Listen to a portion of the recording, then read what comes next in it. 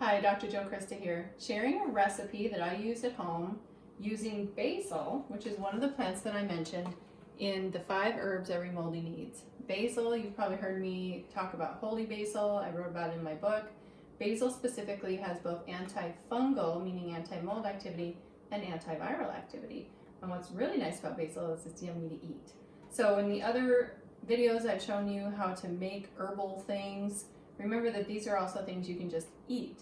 So what I've done with this recipe that I'm going to share is where I've amped up the amount of basil in it and it doesn't taste over basil-y. So this is a way you might want to consider. So this is fresh basil. This would be one way to do it. You can also use dried basil, and you can also use jarred, good old pesto. This is my personal favorite pesto. So what I'm going to do is use 2 forms of this basil to try to up the ante on how much basil we're using. So as you can see in the pot, or in the dish here, I've laid out some squash because we're also trying to get that 5 to 7 servings of vegetables and minimize how much carbohydrate that you're eating if you're sick from mold. And so what I do with this recipe is I just smear some pesto. And this, you don't have to be like a super duper cook or anything. We're just using jarred pesto, but if you are one of those really fancy cooks, you can use any pesto that you've made, maybe in season. You've made it and frozen it, you can do that too. And now I'm gonna lay the fresh basil. And you can go ahead and get right on in this if you want and get some nice close-ups. We're just gonna lay fresh basil over the top of that. And I've already stemmed this basil. You don't have to be really fancy. Like, the whole idea of this recipe is that you can put it together in less than 5 minutes and feed your family and eat yummy. Then I put a little piece of fish right here. This is white cod that's wild caught.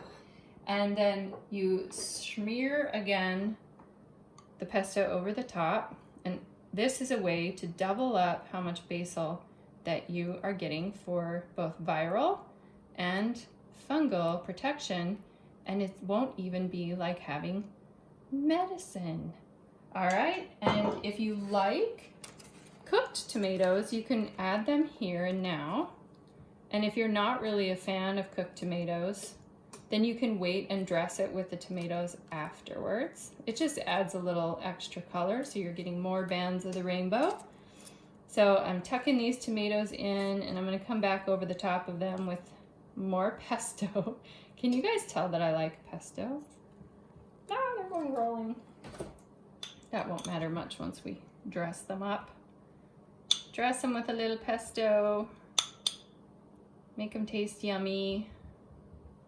And some add-ons that, this is funny. Some add-ons that you might want to add are olives, which I do like black olives, so that's not a necessary. These are optional add-ons. And also pine nuts increases the protein and the good fats. So then you dribble some pine nuts over the top, and all of this goes in the oven at a 400 oven for 10 to 15 minutes, depending on how thick your fish was. I usually add a little bit of salt. I forgot to get the salt out, so I usually add a little bit of salt and pepper on top, and then just tuck it in the oven 10 to 15 minutes, and voila, you have a gorgeous, healthy, anti-mold, antiviral meal that you can feed yourself and your family. One note on fish: do not cook it till it's flaking. It's actually going to be dried out and overcooked. So cook it 10 to 15 minutes until just the edges flake a little bit, and you can pull it out. That's it for today. Happy eating, everybody.